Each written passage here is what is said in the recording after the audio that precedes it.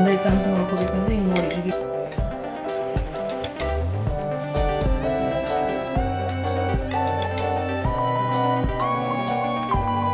ನಮಸ್ತೆ ಎಲ್ರಿಗೂ, welcome to my channel Shrimati Naveena Kannada vlogs. ಇವತ್ತು ಬೆಳಿಗ್ಗೆನೆ ವಿಡಿಯೋ ಶುರು ಮಾಡ್ತಾ ಇದ್ದೀನಿ. ಒಂದು ತಿಂಡಿ ರೆಸಿಪಿಯೊಂದಿಗೆ ತುಂಬ ಚೆನ್ನಾಗಿದೆ, ತುಂಬ ಅಥೆಂಟಿಕ್ ಸ್ಟೈಲಲ್ಲಿ ಅಂದರೆ ನಮ್ಮ ಸಾಂಪ್ರದಾಯಿಕ ಶೈಲಿನಲ್ಲಿ ನಿಮಗೆ ರೆಸಿಪಿ ತೋರಿಸ್ತಾ ಇದ್ದೀನಿ. ಅದೇನಪ್ಪ ಅಂದರೆ ಅಕ್ಕಿ ರೊಟ್ಟಿ ಮತ್ತು ಎಣ್ಗಾಯಿ ಪಲ್ಯ. ನಿಜವಾಗ್ಲೂ ತುಂಬ ಒಳ್ಳೆ ಕಾಂಬಿನೇಷನ್, ಸಖತ್ತಾಗಿರುತ್ತೆ. ಉತ್ತರ ಕರ್ನಾಟಕದ ಶೈಲಿಯ ಏನಪ್ಪ ಎಣ್ಗಾಯಿ, ಹಾಗೇನೆ ನಮ್ಮ ಶೈಲಿಯ ಅಕ್ಕಿ ರೊಟ್ಟಿ ಮಾಡ್ತಾ ಇದ್ದೀನಿ. ಈ ಎರಡೂ ರೆಸಿಪಿ ನೋಡಬೇಕು ಅಂದರೆ ನೀವು ಈ ವಿಡಿಯೋನ ಪೂರ್ತಿ ನೋಡಬೇಕು, ತುಂಬ ಚೆನ್ನಾಗಿರುತ್ತೆ. ನಮ್ಮನೇಲಂತೂ ಆಲ್ ಟೈಮ್ ಫೇವ್ರೇಟ್, ಮಕ್ಳಿಗಾಗಲಿ ಮನೆಯವ್ರಿಗಾಗಲಿ ನನಗಾಗಲಿ ಎಲ್ರಿಗೂ ತುಂಬಾ ಇಷ್ಟ. ಮುಂಚೆ ಎಲ್ಲ ಎಣ್ಗಾಯಿ ಮಾಡಬೇಕು ಅಂದರೆ ಸ್ವಲ್ಪ ಪ್ರೊಸೀಜರ್ ಜಾಸ್ತಿ ಅನ್ಸೋದು. ನಾನು ಮಾಡೋವಂಥ ವಿಧಾನದಲ್ಲಿ ನೋಡ್ಕೊಳ್ಳಿ, ಅವಾಗ ನಿಮಗೂ ಅನ್ಸುತ್ತೆ ಎಷ್ಟು ಚೆನ್ನಾಗಿದೆಲ್ಲ, ಎಷ್ಟು ಆರಾಮಾಗಿ ಮಾಡ್ಬೋದಲ್ವ ಅಂತ. ಅದಕ್ಕೋಸ್ಕರ ಈಗ ಫಸ್ಟು ನಾವು ರೊಟ್ಟಿಗೆ ಹಿಟ್ಟು ರೆಡಿ ಮಾಡ್ಕೊಳ್ಳೋಣ. ಅದಕ್ಕೆ ಒಂದಷ್ಟು ಪ್ರೊಸೀಜರ್ ಇರ್ತದಲ್ವಾ, ಅದೇನಂತ ನೋಡ್ಕೊಂಡು ಬನ್ನಿ. ಅದಾದಮೇಲೆ ಎಣ್ಗಾಯಿ ಮಾಡೋಣ. ಓಕೆ, ಇವಾಗ ರೊಟ್ಟಿಗೋಸ್ಕರ ಅಕ್ಕಿ ಹಿಟ್ಟು ರೆಡಿ ಮಾಡ್ಕೋಬೇಕಲ್ವ, ಅದನ್ನ ಫಸ್ಟಿಂದನೇ ತೋರಿಸ್ತಾ ಇದ್ದೀನಿ. ನಾನಿಲ್ಲಿ ಅಕ್ಕಿನ ಕ್ಲೀನ್ ಮಾಡಿ ಇಟ್ಕೊಂಡಿದ್ದೀನಿ. ಇದು ಡಿಪೋ ಅಕ್ಕಿ ಅಥವಾ ಸೊಸೈಟಿ ಅಕ್ಕಿ ಅಂತೀವಲ್ಲ, ಅದು ಎಲ್ಲ ಕ್ಲೀನ್ ಮಾಡಿಕೊಂಡು ಬಕೆಟ್ಗೆ ಹಾಕ್ಕೊಂಡು ನೆಕ್ಸ್ಟ್ ವಾಶ್ ಮಾಡೋಣ ಅಂತ ನೀರು ತೊಗೊಬಂದು ಇಟ್ಕೊಂಡಿದ್ದೀನಿ. ನಮಗೆ ಈ ಮನೇಲಿ ವಾಶ್ರೂಮಲ್ಲೇ ಈ ರೀತಿ ತೊಳಿಬೇಕಾಗಿರೋದ್ರಿಂದ ಅಲ್ಲೇ ಇಟ್ಕೊಂಡಿದ್ದೀನಿ. ಈ ರೀತಿ ಎಲ್ಲ ತೊಳೆದು ನೀರು ಸೋರ್ಲಿಕ್ಕೆ ಇಟ್ಟು, ನೀರು ಸ್ವಲ್ಪ ಚೆನ್ನಾಗಿ ಸೋರಿದ್ಮೇಲೆ ಬಿಸಿಲಿಗೆ ಹಾಕೋತಾ ಇದ್ದೀನಿ. ನಮ್ಮಮ್ಮ ಹೇಳುತ್ತೆ ನೆರಳಲ್ಲೇ ಒಣಗಿಸ್ಬೇಕು ಅಂತ, ಬಟ್ ನಾನು ಬಿಸಿಲಿಗೆ ಹಾಕ್ತೀನಿ. ಹಿಂಗೆ ಒಣಗ್ಲಿಕ್ಕೆ ಹಾಕಿದಾಗ ಅದೇ ಸೀರೆನ ಕ್ಲೋಸ್ ಮಾಡಿ ಕ್ಲಿಪ್ ಹಾಕ್ತಾಯಿದ್ದೀನಿ. ಈ ಕಲ್ಲೆಲ್ಲ ಇಡೋದಕ್ಕಿಂತ ಇದೇ ಬೆಸ್ಟು. ನಿಮಗೆ ಇದು ಪಾರಿವಾಳ ಎಲ್ಲ ಬಂದು ತಿನ್ನೋದು ಆ ರೀತಿ ಏನೂ ಆಗೋಲ್ಲ. ಆ್ಯಂಡ್ ನೀಟಾಗಿ ಕೂಡ ಕ್ಲೋಸ್ ಆಗಿರುತ್ತೆ, ಡಸ್ಟ್ ಕೂಡ ಒಳಗಡೆ ಹೋಗೋಲ್ಲ. ಅದಕ್ಕೋಸ್ಕರ ಈ ರೀತಿ ನೀಟಾಗಿ ಪ್ಯಾಕ್ ಮಾಡಿ ಒಂದು ದಿನ ಒಣಗಿಸ್ಕೊಂಡಿದ್ದೀನಿ. ಅದಾದಮೇಲೆ ಇದನ್ನು ಮಿಲ್ಲಿಗೆ ತೊಗೊಬಂದು ಮಿಲ್ ಹಾಕ್ಸ್ಕೊತಾ ಇದ್ದೀನಿ. ನೀಟಾಗಿ ಪೌಡರ್ ಮಾಡಿಸ್ಕೊಳ್ಳಿ. ಸಾಮಾನ್ಯವಾಗಿ ರೊಟ್ಟಿ ಹಿಟ್ಟನ್ನ ಸಣ್ಣಗೆ ಬಿಡೋದೇ ಇಲ್ಲ ಅವರು. ನಾವು ಎಷ್ಟು ನೈಸ್ ಪೌಡ್ರ್ ಮಾಡಿಸ್ಕೋತೀವಿ, ರೊಟ್ಟಿ ಅಷ್ಟು ಚೆನ್ನಾಗಿ ಬರುತ್ತೆ. ಆಯಿತಾ, ಈಗ ರೊಟ್ಟಿ ಹಿಟ್ಟು ಪುಡಿ ಮಾಡಿಸ್ಕೊಬಂದಾಯಿತು. ನೆಕ್ಸ್ಟ್ ರೊಟ್ಟಿ ಮಾಡೋದಕ್ಕೆ ನಾನಿಲ್ಲಿ ಅನ್ನ ತೊಗೊಂಡಿದ್ದೀನಿ. ನಾನು ಅನ್ನನ ರುಬ್ಬಿ ಆಮೇಲೆ ಹಿಟ್ಟು ಕಲಸೋದು. ಈಗ ಮಾಡಿ ರೊಟ್ಟಿ ತುಂಬ ಸಾಫ್ಟಾಗಿ ಬರುತ್ತೆ. ಈ ಅನ್ನಕ್ಕೆ ಉಪ್ಪು ಹಾಕಿ ನೀಟಾಗಿ ನೈಸ್ ಪೇಸ್ಟ್ ಆಗೋ ರೀತಿಯಲ್ಲಿ ನೀವು ರುಬ್ಕೊಳ್ಳಿ, ಆವಾಗ ತುಂಬ ಚೆನ್ನಾಗಾಗುತ್ತೆ. ಈಗ ಇದನ್ನು ಪಾತ್ರೆಗೆ ಶಿಫ್ಟ್ ಮಾಡಿಕೊಂಡು ಸ್ವಲ್ಪ ನೀರು ಹಾಕ್ಕೊಳ್ಳಿ, ಮಿಕ್ಸಿಗೆ ನೀರು ಹಾಕಿ ನೆಕ್ಸ್ಟು ಪೌಡರ್ ಹಾಕ್ಕೊಳ್ತಾ ಹೋಗೋಣ. ನಾವೇನು ಪೌಡರ್ನ ಬಿಡಿಸಿ ಹಿಡಿದು ಇಟ್ಕೊಂಡಿರೋದು ಇದು, ಅದನ್ನು ಹಾಕ್ಕೊಂಡು ನೀಟಾಗಿ ಕಲಿಸ್ಕೊಳ್ಳೋಣ. ನಮಗೆ ಎಷ್ಟು ಬೇಕು ಕ್ವಾಂಟಿಟಿ, ಎಷ್ಟು ಜನ ಇದ್ದೀವಿ ಅದಕ್ಕೆ ತಕ್ಕ ಹಾಗೆ ನಾವು ಕಲಿಸ್ಕೋಬೇಕು. ಆಲ್ರೆಡಿ ನಾನು ರುಬ್ಬೋವಾಗಲೇ ಅಂದರೆ ಅನ್ನ ರುಬ್ಬೋವಾಗಲೇ ಇದು ಹಾಕಿದ್ದೀನಲ್ವ ಉಪ್ಪು, ಇವಾಗೇನಿಲ್ಲ. ಈ ರೀತಿ ನೀಟಾಗಿ ಕಲಿಸ್ಬಿಟ್ಟು ಇದನ್ನು ಪಕ್ಕಕ್ಕೆ ಇಟ್ಬಿಡೋಣ. ಮುಚ್ಚಳ ಮುಚ್ಚಿ ಪಕ್ಕಕ್ಕೆ ಇಟ್ಬಿಟ್ಟು ನೆಕ್ಸ್ಟ್ ಎಣ್ಗಾಯಿಗೆ ರೆಡಿ ಮಾಡ್ಕೊಳ್ಳೋಣ. ಅದಕ್ಕೋಸ್ಕರ ಇಲ್ಲಿ ಗುಂಡು ಬದನೆಕಾಯಿ, ಕಪ್ಪು ಬದನೆಕಾಯಿ ತೊಗೊಂಡಿದ್ದೀನಿ. ಅದನ್ನು ವಾಶ್ ಮಾಡಲಿಕ್ಕೆ ನೀರು ಹಾಕಿ ಇಟ್ಟಿದ್ದೀನಿ.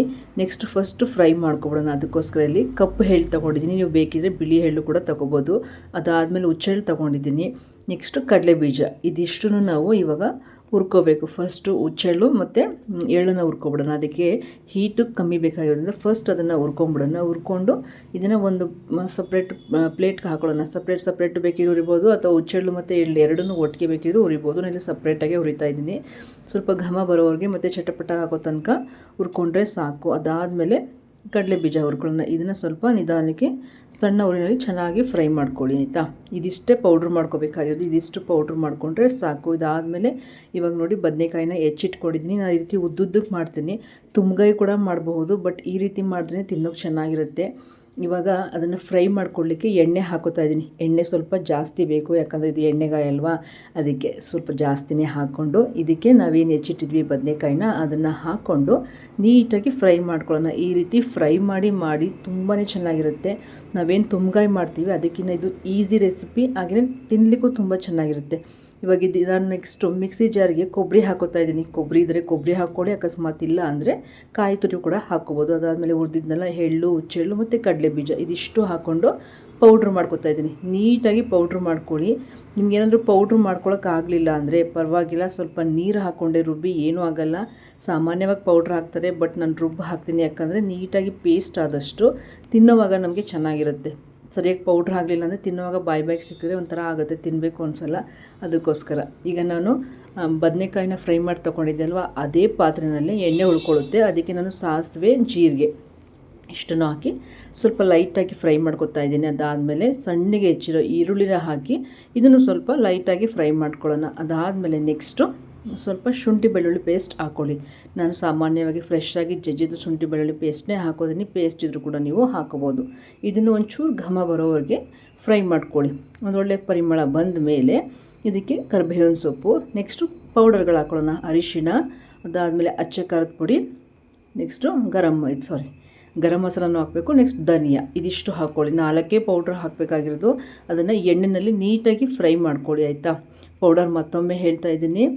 ಅರಿಶಿಣ, ಗರಂ ಮಸಾಲ, ಅಚ್ಚ ಖಾರದ ಪುಡಿ, ಧನಿಯಾ ಪುಡಿ, ಇದಿಷ್ಟು ಫ್ರೈ ಆದಮೇಲೆ ನೆನೆಸಿಟ್ಟಿರೋ ಹುಣಸೆ ಹಣ್ಣು, ಇದನ್ನು ಬಿಸಿನೀರಿಗೆ ಹಾಕಿ ನೆನೆಸಿಟ್ಟಿದ್ದೆ.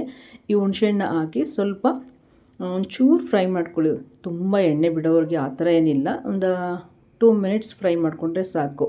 ಅದಾದಮೇಲೆ ಇದಕ್ಕೆ ಸ್ವಲ್ಪ ಬೆಲ್ಲ ಹಾಕೋತಾ ಇದ್ದೀನಿ. ನಾವು ಆಲ್ರೆಡಿ ಏನು ಹಾಕಿದ್ದೀವಿ, ಹುಣಸೆ ಹಣ್ಣು ಹಾಕಿರೋದ್ರಿಂದ ಸ್ವಲ್ಪ ಬೆಲ್ಲ ಹಾಕಬೇಕು. ಇದಾದಮೇಲೆ ರುಬ್ಬಿಟ್ಟಿರೋ ಪೇಸ್ಟ್ ಹಾಕ್ಕೊಳ್ಳೋಣ. ಇದಕ್ಕೆ ಎಳ್ಳು, ಕಡಲೆಬೀಜ, ಹುಚ್ಚೆಳ್ಳು ಮತ್ತು ಕೊಬ್ಬರಿ ಹಾಕಿ ನೀರು ಹಾಕಿ ರುಬ್ಕೊಂಡಿದ್ದೀನಿ. ಇದನ್ನು ಹಾಕ್ಕೊಂಡು ಸ್ವಲ್ಪ ಫ್ರೈ ಮಾಡ್ಕೋಬೇಕು. ಆ್ಯಕ್ಚುಲಿ ಇದು ಸ್ವಲ್ಪ ಎಣ್ಣೆ ಐಟಮ್ಸ್ ಅಂದರೆ ಕಾಳುಗಳೆಲ್ಲ ಇರೋದ್ರಿಂದ ಬೇಗ ತಳ ಹಿಡಿಯುತ್ತೆ. ಅದಕ್ಕೋಸ್ಕರ ನೀಟಾಗಿ ಫ್ರೈ ಮಾಡ್ಕೊಳ್ಳಿ. ಕೈ ಬಿಡದೆ ಇದನ್ನು ತಿರುಗಿಸ್ತಾ ಇರಬೇಕು. ನಾನೀಗ ಮಿಕ್ಸಿ ಜಾರ್ಗೆ ಸ್ವಲ್ಪ ನೀರು ಹಾಕಿ ಅದನ್ನು ಹಾಕ್ಕೊಂಡಿದ್ದೀನಿ. ಸ್ವಲ್ಪ ಚೆನ್ನಾಗಿ ತಿರುಗ್ತಾ ಫ್ರೈ ಮಾಡ್ಕೊಳ್ಳಿದ್ದಾರೆ, ತಳ ಹಿಡಿದ್ಬಿಡುತ್ತೆ, ಆಯಿತಾ. ಇದಕ್ಕೆ ನಾನು ರುಚಿಗೆ ತಕ್ಕಷ್ಟು ಉಪ್ಪನ್ನ ಹಾಕೋತಾ ಇದ್ದೀನಿ. ಉಪ್ಪು ಹಾಕಿ ಫಸ್ಟ್ ಸ್ವಲ್ಪ ಹೊತ್ತು ಬೇಯಿಸೋಣ. ನೀಟಾಗಿ ಬೇಯಲಿ, ಆಮೇಲೆ ನಾವು ಸ್ವಲ್ಪ ನೀರಿನ ಕ್ವಾಂಟಿಟಿ ಆಮೇಲೆ ನೋಡಿಕೊಂಡ್ರೆ ಆಯಿತು. ನೋಡಿ, ಇವಾಗ ಚೆನ್ನಾಗಿ ಕುದೀತಾ ಐತೆ ಅಲ್ವಾ. ಇವಾಗ ನಿಮ್ಗೆ ಇನ್ನು ಸ್ವಲ್ಪ ನೀರು ಬೇಕು ಅಂದ್ರೂ ಕೂಡ ಹಾಕೋಬೋದು. ಸ್ವಲ್ಪ ತೆಳುನೇ ಮಾಡ್ಕೊಳ್ಳಿ. ಅದು ತಣ್ಣಗೆ ಆದಮೇಲೆ ಗಟ್ಟಿ ಆಗುತ್ತೆ. ಇವಾಗಲೇ ಗಟ್ಟಿ ಮಾಡ್ಕೊಳ್ಳೋ ಅವಶ್ಯಕತೆ ಇಲ್ಲ. ನೆಕ್ಸ್ಟು ನಾನೇನು ಫ್ರೈ ಮಾಡಿದ್ನಲ್ಲ ಬದನೆಕಾಯಿ, ಅದನ್ನು ಹಾಕೋತಾ ಇದ್ದೀನಿ. ಅದನ್ನು ಹಾಕಿ ಆ ಪಾತ್ರೆಲಿರೋ ಎಣ್ಣೆಗೂ ಸ್ವಲ್ಪ ನೀರು ಹಾಕ್ಕೊಂಡು ಅದನ್ನು ಹಾಕ್ಕೊಳ್ಳಿ. ವೇಸ್ಟ್ ಮಾಡಬೇಡಿ, ತುಂಬ ಚೆನ್ನಾಗಿರುತ್ತೆ. ಈ ರೀತಿ ನೀಟಾಗಿ ಮಿಕ್ಸ್ ಮಾಡಿ ಈಗ ಒಂದು 2ರಿಂದ 3 ನಿಮಿಷ ಅಷ್ಟು ಬೇಯಿಸಿದ್ರೆ ಸಾಕು. ನಮ್ಮ ಎಣ್ಗಾಯಿ ತುಂಬ ಚೆನ್ನಾಗಿ ಬ್ಯೂಟಿಫುಲ್ಲಾಗಿ ರೆಡಿ ಆಗುತ್ತೆ.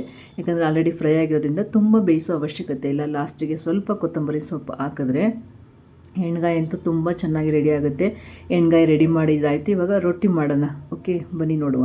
ನೋಡಿದ್ರಲ್ಲ ಗ್ರೇವಿ ಹೇಗೆ ಮಾಡಿದೆ ಅಂತ. ಗ್ರೇವಿ ಅಂದರೆ ನಮ್ಮ ಎಣ್ಗಾಯಿ ರೆಸಿಪಿ ಹೇಗಿತ್ತು ಅಂತ. ಇವಾಗ ರೊಟ್ಟಿ ಮಾಡೋಣ. ರೊಟ್ಟಿ ಮಾಡಲಿಕ್ಕೋಸ್ಕರ ತವನ ಕಾಯ್ಲಿಕ್ಕೆ ಇಡ್ತಾ ಇದ್ದೀನಿ, ಆಯಿತಾ. ಒಂದಷ್ಟು ಪ್ರಿಪ್ರೇಷನ್ ರೊಟ್ಟಿ ತಟ್ಟೋದಕ್ಕೆ ಮುಂಚೆ ತವನ ಕಾಯ್ಲಿಕ್ಕೆ ಇಟ್ಕೊಳ್ಳಿ. ಮತ್ತು ಒಂದು ಬೌಲ್ನಲ್ಲಿ ಅಕ್ಕಿ ಹಿಟ್ಟು ಇಟ್ಕೊಳ್ಳಿ, ಇನ್ನೊಂದು ಬೌಲಲ್ಲಿ ನೀರು ಇಟ್ಕೊಳ್ಳಿ, ಯಾಕಂದರೆ ರೊಟ್ಟಿಗೆ ಹಾಕಲಿಕ್ಕೆ. ಅದಾದಮೇಲೆ ಈ ಥರದೊಂದು ಸೋಸಾ ಬಟ್ಲಿ ಇರ್ತದಲ್ವ ನಿಮ್ಮ ಹತ್ರ, ಇದನ್ನ ಇಟ್ಕೊಳ್ಳಿ. ಏನಕ್ಕೆ ಅಂದರೆ ರೊಟ್ಟಿ ಹಾಕಲಿಕ್ಕೆ. ರೊಟ್ಟಿನ ನೀವು ತಟ್ಟೆಗೆ ಹಾಕಿದ್ರೆ ಅದೊಂಥರ ಬೆವ್ತ್ಕೊಂಡಾಗುತ್ತೆ, ಕೆಳಗಡೆ ನೀರು ಥರ ಆಗುತ್ತಲ್ವಾ. ಹಂಗೆ ಆಗಬಾರ್ದು ಅಂದರೆ ಈ ರೀತಿ ಒಂದು ಬೌಲ್ ಇದ್ರೆ ಇಟ್ಕೊಳ್ಳಿ. ಇದಕ್ಕೆ ರೊಟ್ಟಿ ಹಾಕ್ಕೊಂಡೋಗಿ ತುಂಬ ಚೆನ್ನಾಗಿರುತ್ತೆ. ನಮ್ಮ ಅಮ್ಮದ್ರೆಲ್ಲ ಮೊದಲು ಒಲೆ ಮೇಲೆ ರೊಟ್ಟಿ ಹಾಕ್ತಿದ್ರು. ಅವಾಗ ಏನು ಮಾಡ್ತಿದ್ರು ಗೊತ್ತಾ, ಫಸ್ಟೇ ಒಲೆನೆಲ್ಲ ಚೆನ್ನಾಗಿ ಒರೆಸ್ಬಿಡ್ತಿದ್ರು. ಸೌದೆ ಒಲೆಯಲ್ಲಿ ಒಲೆಲ್ಲ ಚೆನ್ನಾಗಿ ಒರೆಸಿ ಆಮೇಲೆ ರೊಟ್ಟಿ ತಟ್ಟಿ ಒಲೆ ಮೇಲೇ ಜೋಡಿಸ್ತಿದ್ರು. ಎಷ್ಟು ಚೆನ್ನಾಗಿರ್ತಿತ್ತು ಅಂದರೆ ಸುಮಾರು ಮಧ್ಯಾಹ್ನ 3-4 ಗಂಟೆವರೆಗೂ ಬಿಸಿ ಇರೋದು. ನಾವು ಹೋಗೋದು ತೊಗೊಳೋದು ತಿನ್ನೋದು ಸಕ್ಕತ್ತಾಗಿತ್ತು ಟೇಸ್ಟು. ಆ ಥರ ಮಾಮೂಲಿ ಪ್ಲೇಟ್ಗೆಲ್ಲ ಹಾಕಿಟ್ಕೊಂಡ್ರೆ ನಿಮಗೆ ಸಮಸ್ಯೆ ಆಗುತ್ತೆ, ಅದು ಬೆವ್ತ್ಕೊಂಡಾಗುತ್ತೆ. ಈ ಥರದ್ದು ಇಟ್ಕೊಳ್ಳಿ. ಅಥವಾ ಈ ರೀತಿ ಗ್ರಿಲ್ ಬರುತ್ತಲ್ಲ, ಕಾಣಿಸುತ್ತಪ್ಪ, ಈ ಥರ ಗ್ರಿಲ್ ಇರುತ್ತಲ್ಲ, ಈ ಥರದ ಮೇಲೆ ಬೇಕಿದ್ರೂ ಹಾಕ್ಕೊಳ್ಳಿ. ನಿಮಗೆ ಯಾವುದಿರುತ್ತೆ ಆಪ್ಷನು ಆ ರೀತಿ ಮಾಡ್ಕೊಳ್ಳಿ. ಇಲ್ಲಿ ನಮ್ಮ ಎಣ್ಗಾಯಿ ರೆಡಿಯಾಗಿದೆ, ಅದ್ರ ಜೊತೆಗೆ ಚಟ್ನಿ ಕೂಡ ರೆಡಿಯಾಗಿದೆ, ಕಾಯಿ ಚಟ್ನಿ. ಇವಾಗ ರೊಟ್ಟಿ ತಟ್ಟುವ. ರೊಟ್ಟಿ ಜೊತೆಗೆ ಇನ್ನೂ 1-2 ಐಟಮ್ಸ್ ಹಾಕೊಂಡು ತಿನ್ನೋಣ, ನೋಡಿ ಆಮೇಲೆ ಗೊತ್ತಾಗುತ್ತೆ. ಅದಾದಮೇಲೆ ಹಿಟ್ಟು ಕಲಸಿಟ್ಟಿದ್ದೀನಲ್ವಾ, ಇವಾಗ ಹೀಗೆ ಯಾವ ಸೈಜಿಗೆ ರೊಟ್ಟಿ ತಟ್ಟಬೇಕು ಅಂದ್ಕೊಂಡಿದ್ದೀರಾ ಆ ಸೈಜನ್ನ ಒಂದು ಉಂಡೆನ ಮಾಡ್ಕೊಳ್ಳಿ, ಆಯಿತಾ. ಸಾಮಾನ್ಯವಾಗಿ ಕೆಲವ್ರಿಗೆ ಗೊತ್ತಿರ್ತದೆ, ಬಟ್ ಹೊಸ್ದಾಗಿ ಮಾಡೋರಿಗೆ, ನಾನು ಹೊಸ್ದಾಗಿ ರೊಟ್ಟಿ ಮಾಡ್ತಿದ್ನಲ್ಲ, ಸುಮಾರು ವರ್ಷ ಬೇಕಾಯಿತು ರೊಟ್ಟಿ ಮಾಡಲಿಕ್ಕೆ, ಕಲೀಲಿಕ್ಕೆ. ಯಾಕಂದರೆ ಮಾಡಲಿಕ್ಕಲ್ಲ, ಕಲೀಲಿಕ್ಕೆ. ಸಿಕ್ಕಾಬಟ್ಟೆ ಟಾರ್ಚರ್ ಕೊಡೋದು ನನಗೆ. ರೊಟ್ಟಿ ಮಾಡೋದಂದರೆ ರೊಟ್ಟಿ ಮತ್ತು ದೋಸೆ ಎರಡನ್ನಂತೆ ಮಾಡೋಕ್ಕಾಗ್ತಿರ್ಲಿಲ್ಲ, ಅಷ್ಟು ಹಿಂಸೆ ಆಗ್ತಿತ್ತು. ಇವಾಗ ನೋಡಿ, ನಾನು ರೊಟ್ಟಿ ತಟ್ಟಲಿಕ್ಕೆ ಸಪ್ರೇಟಾಗಿ ಮಣೆ ಏನು ಇಟ್ಕೊಂಡಿಲ್ಲ. ನಮ್ಮ ಮನೆ ಏನು ತಟ್ಟೆ ಇರುತ್ತೆ ಅದನ್ನೇ ಹಿಂಗೆ ದಬ್ಬಾಕಿಟ್ಟಿರ್ತೀನಿ. ಕೆಳಗಡೆ ಪೇಪರ್ ಹಾಕ್ಕೊಂಡ್ರೆ ಇದು ಜರುಗಲ್ಲ. ಇದೊಂದು ಟಿಪ್ಸ್ ನಿಮಗೆ. ಬರೀ ಹಂಗೆ ತಟ್ಟೆ ಇಟ್ಕೊಂಡ್ರೆ ಜರುಗುತ್ತೆ, ಪೇಪರ್ ಹಾಕಿದ್ರೆ ಜರುಗಲ್ಲ. ಇವಾಗ ಹಿಟ್ಟೊಳಗಡೆ ಹಿಂಗೆ ಅದ್ಕೊಂಡು ಮಾಡೋಣ. ನನಗೆ ರೊಟ್ಟಿ ತಟ್ಟೋದಂದರೆ ಈಗ ಭಾಳ ಇಷ್ಟ. ಮುಂಚೆ ನನಗೆ ನಿಜವಾಗ್ಲೂ ಇಷ್ಟ ಇರಲಿಲ್ಲ. ಹಿಂಗೆ ಎಡ್ದ ಕೈನ ಕೊಟ್ಕೋತಾ ಇರಿ, ಆವಾಗ ಈ ಥರ ಏನು ಕ್ರ್ಯಾಕ್ಸ್ ಆಗುತ್ತಲ್ಲ, ಹಿಂಗೆ ಬಿಟ್ಕೊಂಡಂಗೆ ಆಗುತ್ತಲ್ಲ, ಅದು ಆಗೋದಿಲ್ಲ. ಅದಕ್ಕೋಸ್ಕರ ಗೊತ್ತಿಲ್ಲದೆ ಇರೋರು ಮಾಡ್ಕೊಳ್ಳಿ, ಗೊತ್ತಿಲ್ಲದೆ ಇರೋರು ಕೂಡ ಮಾಡ್ಕೊಳ್ತೀನಿ. ಆದರೆ ವೀಡಿಯೋದಲ್ಲಿ ನೋಡಿಬಿಡಿ, ಹಂಗೆ ರೊಟ್ಟಿ ತಟ್ಕೊಂಡು ತಿನ್ನಿ ಅಷ್ಟೇ. ತುಂಬ ಚೆನ್ನಾಗಿರುತ್ತೆ. ಹಿಂಗೆ ಮಧ್ಯೆ ಮಧ್ಯೆ ಒಂಚೂರು ಹಿಟ್ಟನ್ನ ತಗೊಂಡು ಹಾಕೋತಾ ಇರಿ. ಅವಾಗ ಕೆಳಗಡೆ ಪ್ಲೇಟ್ ಗಂಟಲ್ಲ, ಅಥವಾ ನಿಮ್ಮ ರೊಟ್ಟಿ ಮಣೆ ಏನಿರುತ್ತೆ ಅದಕ್ಕೆ ಗಂಟಲ್ಲ. ಮುಂಚೆ ನಾನು ಈ ಥರ ಮಾಡಬೇಕು ಅಂದರೆ ಇಲ್ಲೆಲ್ಲ ಹಿಟ್ಟಾಯ್ತಿತ್ತು. ನಾನು ಎಷ್ಟು ಕಷ್ಟಪಟ್ಟು ರೊಟ್ಟಿ ಹಾಕಿದ ಮೇಲೆ ಸಮಸ್ಯೆ ಆಗ್ತಿದ್ದೆ ಹೇಳಿ, ಹಿಂಗೆ ಎತ್ತಕ್ಕಾಗ್ತಿರ್ಲಿಲ್ಲ, ದವಾ ಅಂತ ಕಿತ್ತು ಹೋಗ್ಬಿಡೋದು. ಇವಾಗ ಅದನ್ನೆಲ್ಲ ನೆನೆಸ್ಕೊಂಡು ನಗು ಬರುತ್ತೆ ನನಗೆ. ಬಟ್ ಎಲ್ಲನೂ ಕಲಿಯೋಣ, ಒಂದು ಟೈಮ್ ಅಂತ ಬರುತ್ತೆ ಕಲೀಲಿಕ್ಕೆ. ಅವಾಗ ಡೆಫಿನೆಟ್ಲಿ ಎಲ್ಲನೂ ಕಲಿತೀವಿ. ಕಲಿಯೋ ತನಕ ಏನು ಹೇಳೋ ದೀಪ್ತಿ, ಬ್ರಹ್ಮವಿದ್ಯೆ ಕಲಿತ ಮೇಲೆ ಎಲ್ಲ ಕೋತಿ ವಿದ್ಯೆ ಅಂತಾರೆ. ಬ್ಯೂಟಿಫುಲ್ಲಾಗಿ ಈ ರೊಟ್ಟಿನ ತೆಗೆದು ತವ ಮೇಲೆ ಹಾಕುವ. ನೋಡಿ ಈಗ ಎಷ್ಟು ಚೆನ್ನಾಗಿ ಬರುತ್ತೆ, ಮೊದಲಿಗೆ ಬರ್ತಾನೆ ಇರಲಿಲ್ಲ. ಹಾಕುವ, ಸ್ವಲ್ಪ ಬೇಯ್ಕೊಳ್ಳಿ, ಆಮೇಲೆ ನೀರು ಹಾಕಿದ್ರೆ ಆಯಿತು. ಅಷ್ಟರಲ್ಲಿ ನಾವು ಇನ್ನೊಂದು ರೊಟ್ಟಿನ ರೆಡಿ ಮಾಡ್ಕೊಳ್ಳುವ. ನಾನಿವಾಗ ನಿಮ್ಗೆ ಸದ್ಯಕ್ಕೆ 2 ರೊಟ್ಟಿ ಮಾಡೋದು ಹೆಂಗೆ ಅಂತ ತೋರಿಸ್ಕೊಡ್ತೀನಿ, ಆಮೇಲೆ ನೀವೇ ಮಾಡ್ಕೊಳ್ಳಿ, ಬರುತ್ತೆ. ಅಕ್ಕಿ ಹಿಟ್ಟು ಪ್ರಿಪ್ರೇಷನ್ ಎಲ್ಲ ತೋರಿಸಿದ್ನಲ್ಲ, ಅದೇ ರೀತಿ ನೀಟಾಗಿ ತೊಳೆದು ನೀವು ಸೊಸೈಟಿ ಅಕ್ಕಿ ಉಪಯೋಗಿಸೋದಾದರೆ ನೀಟಾಗಿ ತೊಳಿರಿ. ಯಾಕಂದರೆ ಅದ್ರಲ್ಲಿ ಸಿಕ್ಕಾಬಿಟ್ಟೆ ಡಸ್ಟ್ ಇರುತ್ತೆ, ಕ್ಲೀನ್ ಮಾಡಬೇಕು, ಆಮೇಲೆ ತೊಳಿಬೇಕು, ಇವೆಲ್ಲ ಮಾಡಬೇಕು. ನಾನೊಬ್ಬರ ಅಜ್ಜಿನ ರೊಟ್ಟಿ ಮಾಡೋದು ನೋಡ್ತಿದ್ದೆ. ಅವ್ರು ಹೆಂಗಂದರೆ ಹಿಂಗೆ ಕೈಯಲ್ಲೇ ಲಟ್ಟಿಸ್ಬಿಡ್ತಿದ್ರು, ಹಿಂಗೆ ಬರೋದು ರೌಂಡ್ ಶೇಪು. ನಮ್ಮ ರಿಲೇಷನ್ನೇ ಅವರು, ಆದರೆ ಅವ್ರು ಇವಾಗ ಅಡುಗೆ ಮಾಡೋ ಏಜ್ ಆಗಿದೆ ಅನ್ಕೋತೀನಿ, ಆಯಿತಾ. ಈಗ ಇಲ್ಲಿರಲಿ, ಸದ್ಯಕ್ಕೆ ಇದಕ್ಕೆ ನೀರನ್ನ ಹಚ್ಚುವ ಸಮಯ. ನೀರನ್ನ ಹಚ್ಚುವ ಅಡುಗೆಗಳೆಲ್ಲ ಸಾಮಾನ್ಯವಾಗಿ ನಾನು ನೋಡಿ ಕಲ್ತಿರೋದೇ ಯೂಟ್ಯೂಬಲ್ಲಿ. ನಮ್ಮ ಅಮ್ಮನ ಮನೇಲಿದ್ದಾಗ ನಾನು ಜಾಸ್ತಿ ಅಡುಗೆ ಮಾಡಿಸ್ತಿರ್ಲಿಲ್ಲ. ನಮ್ಮಮ್ಮ ನಾನು ಕಲ್ತಿರ್ಲಿಲ್ಲ, ಅದಕ್ಕೆ ಜಾಸ್ತಿ ಮಾಡ್ತಿರ್ಲಿಲ್ಲ. ಯೂಟ್ಯೂಬಲ್ಲಿ ಮಾತ್ರ ತುಂಬ ಜನ ಗುರುಗಳಿದ್ದಾರೆ. ಆಮೇಲೆ ನಮ್ಮ ಅಮ್ಮನೂ ಗುರುನೇ. ನಮ್ಮ ಅಮ್ಮನ ಹತ್ರ ಕೇಳ್ಕೊಂಡು ಕಲ್ತ್ಕೊಂಡಿದ್ದೀನಿ. ಈಗ ಇದು ನಮ್ಮ ಆಯುಧ, ಇದರಲ್ಲಿ ತೆಗೆದು ಹಬ್ಬಕ್ಕಲ್ಲೇ ಮುಗೀತು. ಇಷ್ಟೇ, ಬೇಯ್ತಾ ಇರ್ತದೆ ಇನ್ನೊಂದು ಸೈಡು. ಅಷ್ಟರಲ್ಲಿ ಇನ್ನೊಂದು ರೊಟ್ಟಿನ ಲಟ್ಟಿಸ್ಕೊಂಬಿಡವ.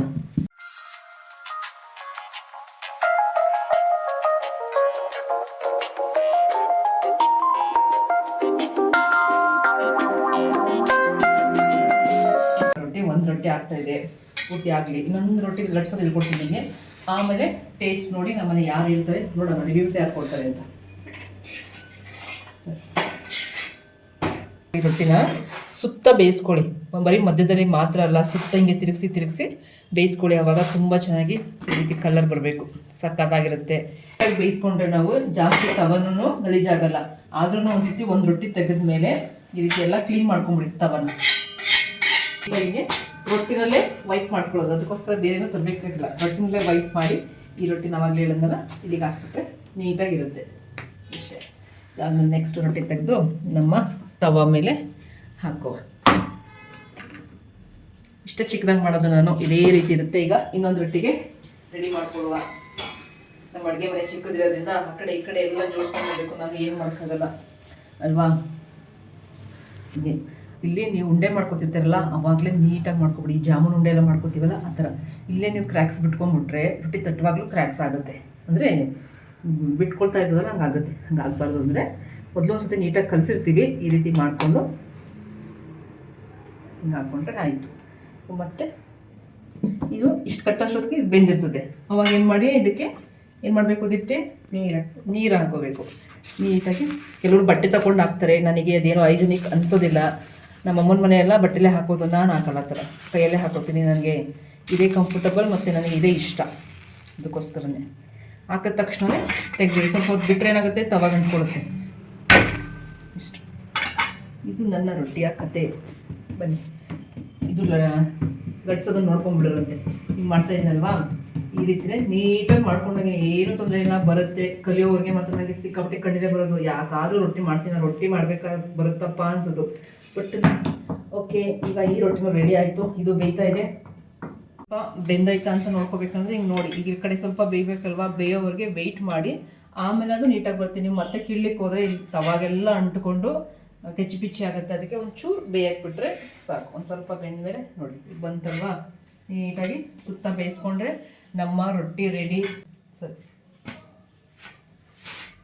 ಸುತ್ತ ಬೇಯಿಸ್ಕೊಂಡ್ರೆ ರೊಟ್ಟಿ ಕೆಲಸ ಮುಗೀತು. ಸರಿ ಸರ್, ಇದಿಷ್ಟು ರೊಟ್ಟಿಯ ಕತೆ ನಿಮ್ಮ ಜೊತೆ ಹೇಗಿತ್ತು, ಇಷ್ಟ ಆಯಿತು ಅನ್ಕೋತೀನಿ. ಸುಮಾರು ವಿಚಾರಗಳನ್ನ ಜೊತೆ ಶೇರ್ ಮಾಡಿದ್ದೀನಿ. ಇಷ್ಟ ಆದರೆ ಒಂದು ಲೈಕ್, ಹಾಗೆಯೇ ಸಬ್ಸ್ಕ್ರೈಬ್ ಇರಲಿ. ಇವಾಗ ಮನೆಯವ್ರಿಗೆಲ್ಲ ಫಸ್ಟು ತಿಂಡಿ ಕೊಟ್ಬಿಡೋಣ. ರೊಟ್ಟಿ, ಚಟ್ನಿ, ಅದ್ರ ಜೊತೆಗೆ ಮತ್ತೊಂದು ಸೈಡ್ ಐಟಮ್ಸ್ ಏನು ಗೊತ್ತಾ, ಬೆಣ್ಣೆ ಇರಲೇಬೇಕು. ಬಿಸಿ ರೊಟ್ಟಿ ಜೊತೆಗೆ ಬೆಣ್ಣೆ ಹಾಕ್ಕೊಂಡು ತಿಂತಾಯಿದ್ರೆ ಆಹಾ ಸೂಪರಾಗಿರುತ್ತೆ. ಸೊ ನಿಮಗೂ ಇಷ್ಟ ಆಗಿರ್ತದೆ. ನೀವು ಕೂಡ ಸಂಡೇ ಆರಾಮಾಗಿ ಮನೇಲಿದ್ದಾಗ ಈ ರೀತಿ ಮಾಡಿಕೊಡಿ. ಮನೆಯವರಿಗೆ, ಮಕ್ಕಳಿಗೆ, ಎಲ್ರಿಗೂ ತುಂಬಾ ಇಷ್ಟ ಆಗುತ್ತೆ.